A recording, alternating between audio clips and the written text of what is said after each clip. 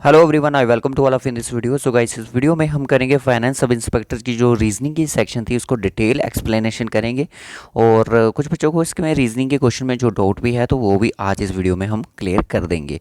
तो इंपॉर्टेंट रहेगा जेके एसएसबी का जो सुपरवाइजर की पोस्ट है, अगर आपके सिलेबस में रीजनिंग भी है तो आपके लिए तो काफ़ी ज़्यादा इंपॉर्टेंट है, पटवारी वालों के लिए इंपॉर्टेंट है, यूनियन असिस्टेंट के लिए इंपॉर्टेंट है, जेके कांस्टेबल के जो एग्ज़ाम है उसके लिए भी इंपॉर्टेंट रहने वाला है। क्योंकि एग्ज़ाम का जो लेवल है ये अगर इन फ्यूचर यही एजेंसी सेट करती है आपके क्वेश्चन पेपर को तो क्वेश्चन का लेवल यही रह सकता है। तो चलो फिर करते हैं डिस्कशन। लेवल 4 की ये पोस्ट थी, तो इसमें रीजनिंग जो सेक्शन था अकॉर्डिंग टू मी इजी पूछा गया था, ज़्यादा डिफिकल्ट रीजनिंग नहीं आई थी, जो कि क्वेश्चन बन नहीं रहा था, मोस्टली क्वेश्चन जो थे बन रहे थे। ठीक है, एक एक क्वेश्चन को यहाँ पे डिटेल से डिस्कशन करेंगे। तो चलिए फिर करते हैं स्टार्ट। अगर आप इस चैनल पर नए हो तो चैनल को जरूर सब्सक्राइब कर लेना। सुपरवाइजर की जो पोस्ट है वुमेन सुपरवाइजर, उनके मॉक टेस्ट जो है वो लगातार डिमांड आ रही है कि उन पे मॉक टेस्ट बनाए जाएँ, तो हम उस पर mock test video free of cost आपके लिए बनाएंगे ज़रूर। तो पटवारी के लिए मॉक टेस्ट की भी डिमांड आई है, उसके लिए मॉक टेस्ट बनवाने हैं। और यूनियन असिस्टेंट का भी आपका टाइपिंग टेस्ट होगा। उसके बाद आप रिटर्न की एग्ज़ाम की तैयारी साथ साथ में करना स्टार्ट कर दो यूनियन असिस्टेंट वाले, क्योंकि आपको पता है कि इसके बाद पोस्टेज पता नहीं कब आनी है कब नहीं आनी है, और ऊपर जो भी आएंगी तो आगे बहुत कंपटीशन है, तो आपको फिलहाल इसी में कहीं ना कहीं एडजस्ट अपने आप को करना है। तो जेके भी कांस्टेबल वाले जो भी फ्रेशर हमारे बैच है, तो इस वीडियो को आप आराम से ध्यान से देख के हो तो किस तरह से क्वेश्चन को सॉल्व किया जाता है। अब यहाँ पे क्वेश्चन को देख लो ध्यान से। आपकी क्वेश्चन जो है वो क्वेश्चन आपकी स्क्रीन पर आ चुका है। मैं क्वेश्चन को स्टार्ट करने जा रहा हूँ। यहाँ पे आप ध्यान से देखिएगा कि कंप्लीट द सीरीज़ 13, 15, 19 और 25, 33। किस तरह से ये सीरीज़ को कंप्लीट करना है। 13 से देखो, अगर 15 की तरफ जाओगे तो प्लस आपको 2 करना पड़ेगा। 15 से अगर आप उसमें ऐड कर रहे हो 19 तक जा रहे हो तो आपको 4 ऐड करना पड़ेगा। 19 टू 25 आपको जाना तो प्लस आपको 6 करना है। 25 टू 33 जाना तो प्लस आपका 8 करना है, यानी कि गैप का एडिशन हो रहा है 2। इसमें देखो इसका क्या, और अगर डबल सीरीज़ का गैप लेके देखो तो +2, इसमें देखोगे तो +2, इसमें भी देखो तो +2। आगे अगर आप जाओगे +2 करके तो आगे नंबर आएगा 10। तो 33 में अगर आप 10 को प्लस करते हो तो आपका 43 आंसर आ जाएगा। ऑप्शन सी बहुत ही ज़्यादा ईजी लेवल का क्वेश्चन पूछा गया था। Next question, filling the blank space the following given series MANBOCX क्या वो EZ लेटर सीरीज से क्वेश्चन था, बहुत ही इजी लेवल का क्वेश्चन था। एल के बाद क्या आता है, एम आता है, LMN, फिर O, फिर उसके बाद क्या आएगा, तो पहला लेटर जो होगा वो P होगा। P यहाँ पे 2 हैं तो ऑप्शन B भी खत्म, ऑप्शन D भी खत्म। फिर उसके बाद A के बाद आता है B के बाद आता है C के बाद कौन आएगा, D आएगा। तो P के बाद D आएगा, तो PD वाले सिर्फ एक ही ऑप्शन है, ऑप्शन A यहाँ पे बिल्कुल करेक्ट आंसर हो जाएगा। तो ये दो क्वेश्चन बहुत ज़्यादा ईजी थे। अब ये थर्ड क्वेश्चन जो है ये थोड़ा ट्रिकी था। इसमें क्या करना था कि जो एक ट्रेन है, 2 trains A and B travelling at the constant speed crossing the electric pole 20 seconds and 30 seconds respectively, यानी कि 2 ट्रेन है, एक पोल को एक 20 सेकंड के अंदर क्रॉस करती है, दूसरी उसको 30 सेकंड के अंदर क्रॉस करती है। देखो, जब भी कोई पोल या कोई पर्सन अगर खड़ा हो प्लेटफॉर्म पे तो उसकी जो डिस्टेंस होता है उसको हम ऐड नहीं करते हैं। क्यों नहीं करते हैं, क्योंकि वो उसमें एडिशन में नहीं आता है। तो देन क्या करेंगे, लेंथ ऑफ दी जो ए ट्रेन है हमारी, ए ट्रेन की लेंथ देखी जाए तो 240 मीटर हमारी ए ट्रेन की लेंथ है। उसके बाद अगर इसका टाइमिंग की बात करो, अगर टाइमिंग की बात करो तो ए ट्रेन जो है वो कितने आपके ले रहे हैं, 20 सेकंड्स ओनली ले रही है। अब आपको बताना है कि इसकी स्पीड क्या होगी। स्पीड होती है sir distance upon time. Distance कितना है, 240 है, तो 240 को आप डिवाइड कर दो किसके साथ, 20 के साथ। मैं पूरा डिटेल से समझा रहा हूँ। तो इसकी जो स्पीड आई वो आई 12 मीटर सेकेंड स्पीड आपकी निकल के आई किसकी, ए ट्रेन की। अब मैं बी ट्रेन की भी स्पीड निकाल सकता हूँ। बी ट्रेन की स्पीड कैसे निकलेगी, तो बी ट्रेन का जो डिस्टेंस है वो लेंथ है जो आपकी 300 है, तो टाइम जो ले रही है वो 30 सेकेंड्स ले रही है, तो 30 यहाँ पे कट जाएगा, 3 10 का कितना हो जाएगा 30। तो 10 मीटर सेकेंड जो स्पीड किसकी आई, बी ट्रेन की। अब आपसे ये पूछा गया था कि डिफरेंस बताना है दोनों की ट्रेन का स्पीड का, वो भी किस में बताना है, किलोमीटर पर आवर में। देखो 12 माइनस 10 करना पड़ेगा आपको, क्योंकि ए ट्रेन की स्पीड माइनस बी ट्रेन की स्पीड। फिर उसको आपको डिवाइड करना, मल्टीप्लाई 18/5 के साथ करना पड़ेगा। इसको जब आपने माइनस किया तो आपका आया 2 × 18/5। ठीक है, 18 2 होता है कितना, 36। 36 डिवाइड कर दो आप 5 के साथ, तो 7 5 कितना होता है 35। 1 बच के 0 लगा दो, पॉइंट लगा दो, और 5 2 10, तो 7.2 यहाँ पे आंसर निकल के आ जाएगा ऑप्शन बी। ठीक है, नेक्स्ट क्वेश्चन। मतलब कि इजी लेवल के क्वेश्चन थे, ज़्यादा डिफिकल्ट क्वेश्चन नहीं पूछा गया था। उसके बाद यहाँ पे ध्यान से देखिएगा कि क्वेश्चन क्या है, थोड़ा ब्लड रिलेशन का क्वेश्चन है तो कन्फ्यूजन हो सकती है किसी को। उसने बोला कि Anurag is the brother of Samriddhi, Joy is the sister of Naina, Samriddhi is the daughter of Sharad के फादर की है, Naina is the daughter of Rahul and Joy is the mother of Anurag, और मयंक इज़ नैना का ओनली सिस्टर का कौन है, हस्बैंड है। अब ये क्वेश्चन भी थोड़ा मतलब कि ट्रिकी टाइप का मैं कहूँगा इसको। हो सकता है इसमें बच्चों को परेशानी भी हो सकती है, बट इसको बनाना बहुत थोड़ा सा कॉम्प्लिकेटेड था। यहाँ पे लिखा है अनुराग इज द ब्रदर ऑफ समृद्धि, तो जॉया इज द मदर ऑफ अनुराग। मैं लिख लेता हूँ कि जॉया जो है वो क्या है, मदर है किसकी, अनुराग की। किसकी है, अनुराग की। अनुराग की मदर है, यहाँ पे मैं ए लिख लेता हूँ, ठीक है, अनुराग की मदर है। और अनुराग जो है वो ब्रदर है समृद्धि का। समृद्धि को मैं यहाँ पे लिख लेता हूँ, मैं ये माइनस में आ जाएगा क्योंकि ये फीमेल है। तो जॉया भी कौन है, एक फीमेल जेंडर है।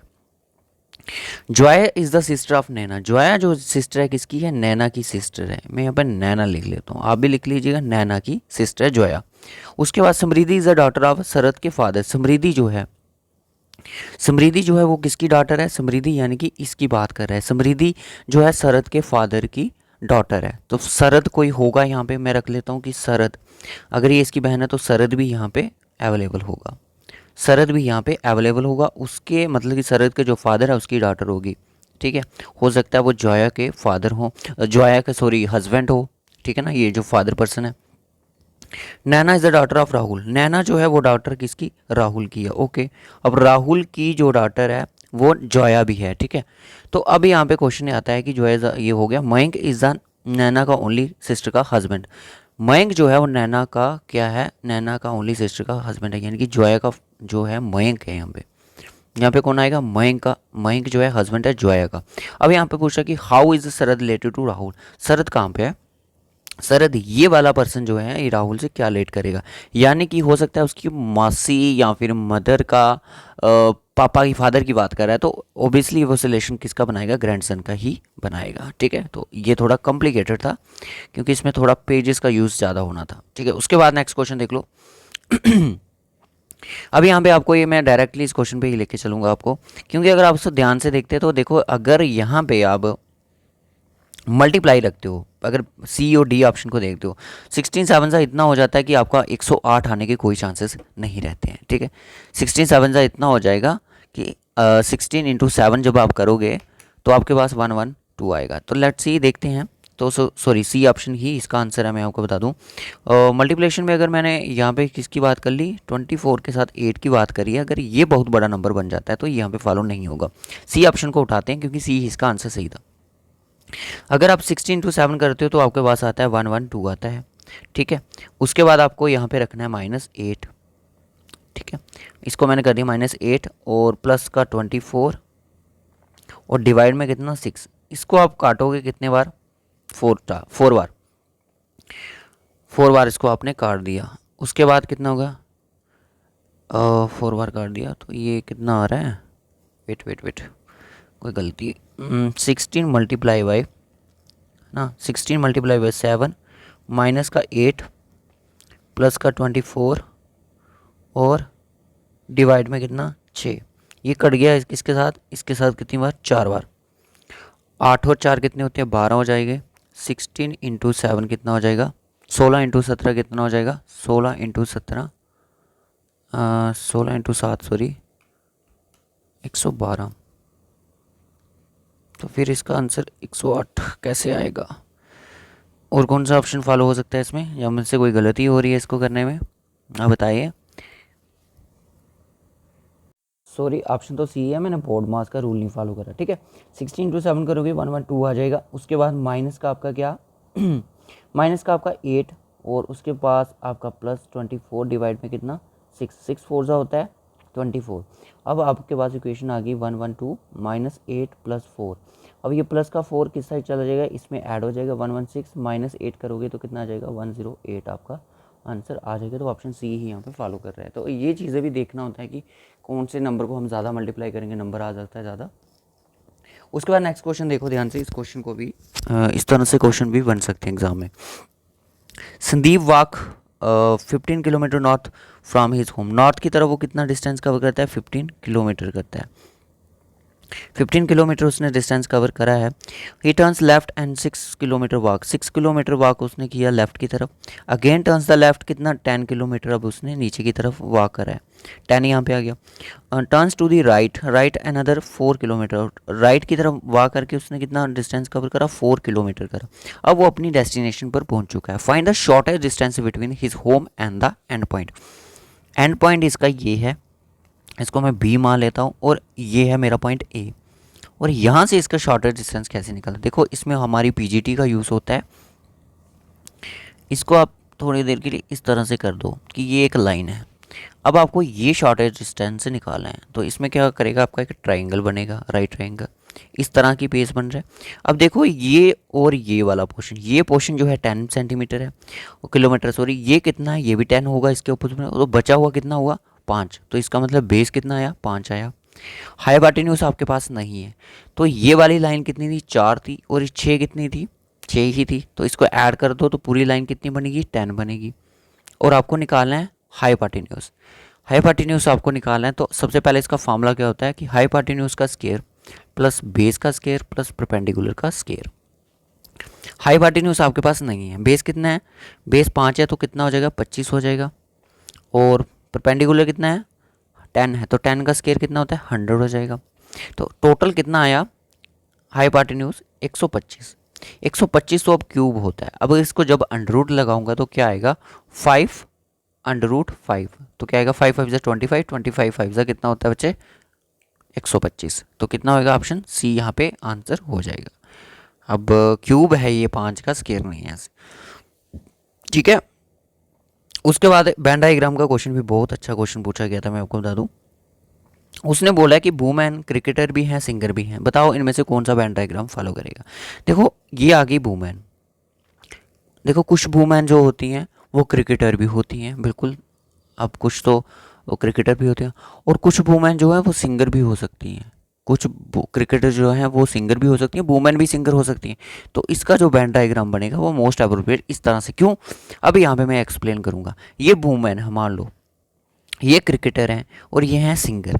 अब इनका तीनों का आपस में रिलेशन क्यों बन रहा है, आपका रिलेशन इस तरह से क्यों नहीं बना कि ये वुमेन है और ये सिंगर है और ये कौन है, क्रिकेटर है। अब कौन से क्रिकेटर पे ये चीज़ लिखी होती है, उनके क्लास में ऐसी चीज़ लिखी होती है कि वो जो है वो सिंगर नहीं बन सकती। कौन सा क्रिकेटर है जो गाना नहीं गा सकता, ऐसा तो कहीं नहीं है ना। तो इसलिए कुछ वुमेन जो वो क्रिकेटर हैं, सिंगर भी हो सकती हैं। तो ऑप्शन ए यहाँ पे अप्रोप्रिएट है। समझ आया क्वेश्चन किस तरह से करने हैं, बढ़िया लेवल के क्वेश्चन है, बहुत ही अच्छा लेवल पूछा गया था रीजनिंग का। अब यहाँ पे बोल रहा है कि कोडिंग डिकोडिंग बहुत अच्छी पूछी है। डिस्टेंस का कोड है ये वाला, ह्यूमैनिटी का कोड क्या होगा आपने बताना। डी का देखो ऑपोजिट, अगर बैकवर्ड अगर अल्फ़ाबेट की अगर आप बात करते हो तो उसमें डी जो है वो ऑपोजिट आता है डब्ल्यू के, कोई बात नहीं। एच की अगर हम बात करेंगे तो एच किसके ऑपोजिट में आता है, तो वो आता है एस के। तो option A cut, option B भी कट। अब यहाँ पे देखो सारे ऑप्शन एक जैसे हैं, सॉरी अल्फ़ाबेट जो उसमें फिट किए हैं सारे एक जैसे हैं, सिर्फ वाई जी बी और जी ए के। अब आपने बताना कि बाई किसको बताता है, बाई बताता है बी को, तो एज फर्स्ट और B last, option C will be the answer, ठीक है, ऑपोजिट में ए बी सी को। अब यहाँ पे भी क्वेश्चन इंपॉर्टेंट है। एफ की बात करो तो एफ की वैल्यू कितनी होती है, 6 होती है। पी की वैल्यू होती है 16, इनको प्लस करोगे कितना आ जाएगा, 22 आ जाएगा, ठीक है। एच क्या हो, एच की वैल्यू प्लेस वैल्यू 8 होती है, क्यू की होती है 17, है ना। और इनको प्लस करोगे कितना आ जाएगा, 25 आ जाएगा आपका आराम से। जे की वैल्यू कितनी होती है, 10 होती है। आर की होती है 18, इसमें अगर ऐड करोगे 28 आराम से आ जाएगा। पर अब आपको आगे क्या करना है, एल की होती है 12, एस की होती है कितनी, 19, और इसकी अगर आप ऐड करते हो तो 31 आना चाहिए एल एस का यहाँ पे 31 है। के टी को देखते हैं, के की होती है 11, टी की होती है 20, प्लस करोगे 31 आ गया। अब यहाँ पे डाउट ये है कि बी आएगा कि सी आएगा। अब यहाँ पे हमें लेटर को देखना पड़ेगा। एफ के बाद आता है जी, के बाद फिर एच आता है, जी को लेके एच आता है, एच के बाद आई आता है, फिर जी आता है, जे के बाद के आएगा, के बाद कौन आएगा, एल आएगा। तो एल वाला S31, तो यहाँ पे एल S31 यहाँ पे मोस्ट अप्रोप्रिएट है। अब यहाँ पे ये क्वेश्चन भी बहुत इजी पूछा गया था, इतना डिफिकल्ट नहीं था ये क्वेश्चन। ये है कि ऑल बैक्टीरिया और माइक्रो ऑर्गेनिज्म, सारे के सारे बैक्टीरियाज क्या हैं, सारे के सारे बैक्टीरियाज क्या हैं, माइक्रो ऑर्गेनिज्म है। मैं एमओ लिख लेता हूँ। अब यहाँ पे बोला कि ऑल पैथोन्स और माइक्रो ऑर्गेनिज्म, सारे के सारे पैथोन्स जो हैं वो माइक्रो ऑर्गेनिजम्स हैं। इसको मैं पी बता देता हूँ, ठीक है ना। अब बता, याद रखना, अंदर से बाहर की तरफ ऑल का केस बनता है, पर बाहर से अंदर की तरफ सम का केस बनता है, ऑल का केस कभी नहीं बनता। सम पैथन्स आर बैक्टीरिया, कुछ पैथन जो है बैक्टीरिया है, बिल्कुल हैं सर, बिल्कुल है, 110% है ये, ठीक है। कुछ पैथन जो है वो बैक्टीरिया हैं, बिल्कुल हैं। तो ऑल पैथन्स आर नॉट बैक्टीरिया। अब बोल रहा है कि सारे के सारे पैथन जो हैं वो बैक्टीरिया नहीं है, सारे के सारे पैथन जो हैं वो बैक्टीरिया नहीं है। यहाँ पे ना नाइदर का केस बनेगा ना तो आइदर का केस बनेगा। क्यों? क्योंकि जो कंडीशन, जो आपके सामने चीज़ आपको स्टेटमेंट में गिवन है, वो आप कंक्लूजन में उसको नाइदर आइदर नहीं कर सकते। वो जो कि 100% श्योर है कि ये ऐसा ही है, और आंसर भी सही है कि पैथन्स आर बैक्टीरिया। अब बोल रहा है कि ये सारे के सारे पैथन जो हैं और नॉट बैक्टीरिया, कहने का मतलब बैक्टीरिया और पी का ऐसा कोई आपको स्टेटमेंट में रिलेशन दिख रहा है, नेगेटिव का नहीं दिख रहा है तो गलत करो, ऑप्शन ए ही इसका सही होगा। So option only B conclusion इसका फर्स्ट सही होगा। ये क्वेश्चन तो बहुत बच्चों वाला क्वेश्चन था। Siddharth rank 25th from the top, 25th अगर टॉप से है और बॉटम से कितना है, 9th है, बॉटम से यही रैंक कितना है, 9th है। तो बताओ टोटल स्टूडेंट कितने हो गए, 25 + 9 कर दो, कितना हो जाएगा, 34 में से माइनस कर दो एक, तो 33। Option C will be the correct answer, ठीक है। इसको समझाने की आई थिंक ज़रूरत नहीं थी। अब नेक्स्ट क्वेश्चन था, इस क्वेश्चन पे था बच्चों का डाउट कि सर किस तरह से लेटर सीरीज है जो फॉलो करेगी। अब आपको पूछा कि refer to the following letters, number, symbol series, answer the questions. आपने बताना कि how many such symbols are there in which are immediately preceded a letter. ऐसा कोई सिंबल होना चाहिए, ठीक है, ऐसा कोई सिंबल होना चाहिए जिसके इस साइड में प्रीसीडेड पोजीशन में क्या होना चाहिए, प्रीसीडेड पोजीशन में क्या होना चाहिए, कोई लेटर होना चाहिए, ए बी सी डी कुछ भी हो सकता है, और इमीडिएटली फॉलोड बाय नंबर, कोई भी नंबर मैं 2 रख देता हूँ, इस तरह का सिंबल होना चाहिए। देख लेते हैं कौन सा है। पहले आपका सिंबल ढूंढो कि एक तो ये आ गया है ना, कि लेटर है प्रीसीडेड में और फॉलो किसको कर रहा है, नंबर को कर रहा है। अब दूसरा देखो, ये वाला भी एक सिंबल है बट ये फॉलो नहीं कर रहा है, तो एक F और हैशटैग जो है ये भी फॉलो कर रहा है। 2 हो गए मेरे पास। और कोई सिंबल ये नहीं होगा, @ भी नहीं होगा, और आपका ये स्टार जो है ये एक आपका बन जाएगा, है ना, क्योंकि ये एक सिंबल है जो स्टार का। उसके बाद क्वेश्चन मार्क भी नहीं फॉलो कर रहा है, और बस ये 3 ही फॉलो कर रहे हैं। तो ऑप्शन बी यहाँ पे बिल्कुल सही आंसर है। तो बच्चे बोल रहे हैं 2, बच्चे 2 कैसे बनेंगे मैंने आपको बता दिया। अगर आप इस वीडियो को देख रहे होंगे तो 2 कैसे बनेंगे, मैंने आपको तीनों बना के बता दिए। नेक्स्ट क्वेश्चन देखो, नेक्स्ट क्वेश्चन देखो, जरा जल्दी से ध्यान से देखो इस क्वेश्चन को, क्या आंसर होगा इसका। 9 की वैल्यू क्या होगी अगर इस केस में अगर देखे जाए तो, 9 9 ज़ा 81, 5 5 ज़ा 25, 5 5 ज़ा 25, और प्लस में 6, इसको मैं मल्टीप्लाई 6 6 ज़ा 36, 6 6 ज़ा 36 हो जाएगा, और माइनस में बीच में 4 ही है फिलहाल, चेंज भी हो सकता है, प्लस 8 इक्वल टू 208 का आंसर इसका बनेगा या नहीं बनेगा वो आपने देखना है इस क्वेश्चन में। देखो इसमें ऑप्शन बहुत हैं, तो इसको ऑप्शन अप्रोच से ही किया जाता है इस तरह के क्वेश्चन को। तो मैं कौन सा ऑप्शन यहाँ पे उठाने वाला हूँ, मैं यहाँ पे ऑप्शन ये वाला उठाऊंगा, क्योंकि देखो अगर इसको मल्टीप्लाई करोगे 208 की संभावना बिल्कुल नहीं है, क्योंकि मल्टीप्लाई का साइन तो चेंज होने के बहुत ज़्यादा चांसेस हैं, ठीक है, क्योंकि सी ही इसका आंसर सही है। 81 में से 25 चला जाएगा, कितना बचेगा, जाहिर सी बात है क्योंकि 2 नंबर को आपने चेंज करना है। 81 से आपको माइनस करना है 25 को, कितना आएगा, 56 आएगा। तो 56 मैंने एज इट यहाँ पे लिख दिया, प्लस का ये रहेगा, बिल्कुल रहेगा। 36 × 4 करो कितना होगा, 36 × 4 करोगे तो कितना हो जाएगा, 144 हो जाएगा, ठीक है। प्लस का प्लस ही रहेगा और 8 का 8 ही रहेगा। अब इनको सभी को प्लस कर दो, कितना हो जाएगा कि 56 प्लस आपका 144 प्लस करोगे 8 के साथ तो 208 इसका आंसर है। तो ऑप्शन सी ही यहाँ पे करेक्ट आंसर हो जाएगा। नेक्स्ट क्वेश्चन देख लो, ई papaya is known as mango, mango is known as banana, banana is known as क्या, papaya, papaya is known as lychee, then the what would be the name of Indian national fruit. सबसे पहले आपको national fruit का, अभी मैंने recently ये question डाला था जब रीजनिंग का बताया था कि अगर जम्मू उधमपुर को पुलवामा, पुलवामा को अनंतनाग, अनंतनाग को ये जम्मू को ये बोलते हैं, पुलवामा बोलते हैं, तो बताओ कि समर कैपिटल। इसी तरह का सेम क्वेश्चन मतलब कि पूछा गया था मैंने रीजनिंग में आपसे। तो लास्ट देख लेना, मिनी मॉक टेस्ट में आपको दिखेगा। तो इसका मैंगो, मैंगो को क्या बोलते हैं, बनाना, तो बनाना इसका आंसर सही था। नेक्स्ट क्वेश्चन देखो, ये भी क्वेश्चन इंपॉर्टेंट था, बहुत सही लेवल का क्वेश्चन था। A girl is facing south, south को वो फेस कर रही है, ठीक है। She turns 90 degree in clockwise, clock कैसे चलती है आपकी, क्लॉकवाइज डायरेक्शन उसने 90 डिग्री मूव किया तो वो वेस्ट वाली फेस करना स्टार्ट कर रही है। Another 45 degree in the same direction, same direction जो क्लॉकवाइज डायरेक्शन उसने की वही उसने 45 डिग्री को किया, तो अब वो देख रही है कौन सी, नॉर्थ वेस्ट वाली डायरेक्शन पे, ठीक है। Same direction and the 270 degree anti clockwise direction, अब उसने क्या किया, सेम डायरेक्शन उसने क्या, उसी डायरेक्शन से क्या किया, उसी डायरेक्शन से उसने क्या कर दिया, एंटी क्लॉकवाइज देखना शुरू कर दिया। एंटी क्लॉकवाइज का मतलब होता है घड़ी के ऑपोजिट में। अब ये इस तरफ मूव करेगी, कितना, 270 डिग्री, 180 डिग्री यहाँ पे हो गया, और इसका 90 डिग्री आप ले लोगे इधर चला जाएगा, तो इधर से लेके जो इधर तक का सफ़र था वो 270 डिग्री का था। अब ये नॉर्थ ईस्ट को फेस कर रही है, नॉर्थ ईस्ट, ऑप्शन बी यहाँ पे बिल्कुल सही आंसर हो जाएगा। कैसा लग रहा है आज का लेक्चर, ये आई होप अच्छा लगा हो आपको। देखो ये क्वेश्चन भी थोड़ा सा इजी था। Pointing to women photograph, women said, women ने कहा कि he is the only grandson of my father के फादर इन लॉ, फादर के फादर इन लॉ, मेरे ये फादर हैं, मान लो कि ये इसके फादर हैं, फादर के फादर इन लॉ यहाँ पे होंगे भाई, father in law, in law यहाँ पे, क्योंकि इनकी वाइफ होगी, ठीक है, वाइफ के ये फादर होंगे, ठीक है।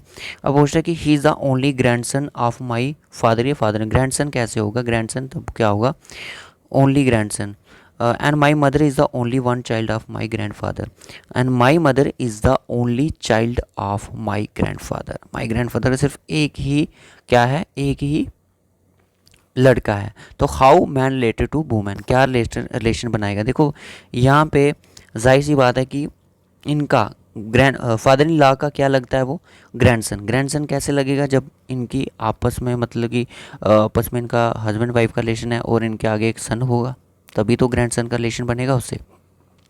और my mother is the only child of my grand father, तो मेरी मदर जो है वो ओनली इकलौती लड़की है मेरे माई ग्रैंड फादर की, यानी कि किसकी, फादर इन लॉ की बात कर रहा है, ठीक है। How is man related to women, वो मैन क्या रिलेट करेगा वुमेन से, तो इसका मतलब ये दोनों आपस में वाइफ वेरिएंट का रिलेशन है।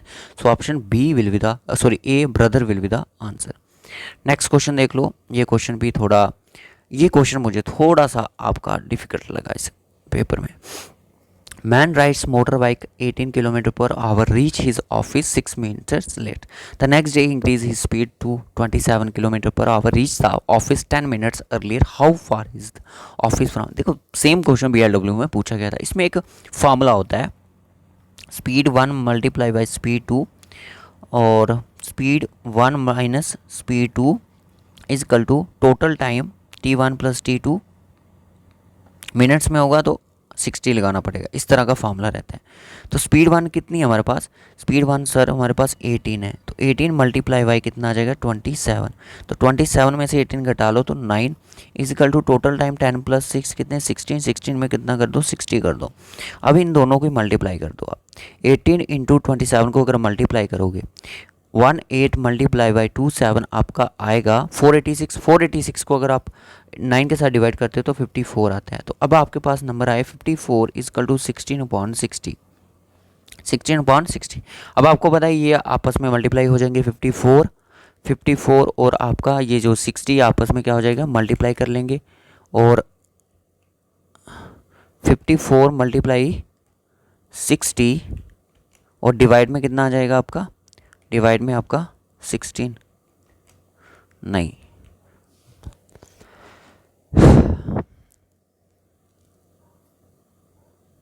हाँ ऐसे ही तो चलना है। ये 54 आया मेरा, 486 को डिवाइड किया मैंने, 486 को डिवाइड कर दो ज़रा 9 के साथ, आपके पास 54 आएगा।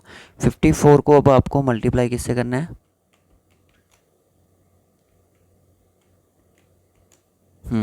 सॉरी मल्टीप्लाई आपकी किससे होगी इसकी, इधर मल्टीप्लाई का किस साइन रखो, ठीक है। 16 के साथ इसकी मल्टीप्लेशन होगी, 16 के साथ जब इसकी मल्टीप्लेशन होगी तो आप क्या करोगे, सॉरी 54 इंटू 16, तो आपके पास आएगा 864। 864 को डिवाइड कर दो 60 के साथ तो आपका आएगा 14.2।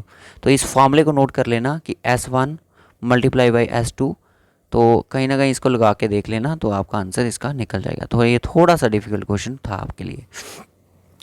टी के बाद क्या आता है, टी एस टी यू के बाद बी आता है, ई एफ के बाद जी आता है, मतलब सारी सीरीज एक जैसी है क्या।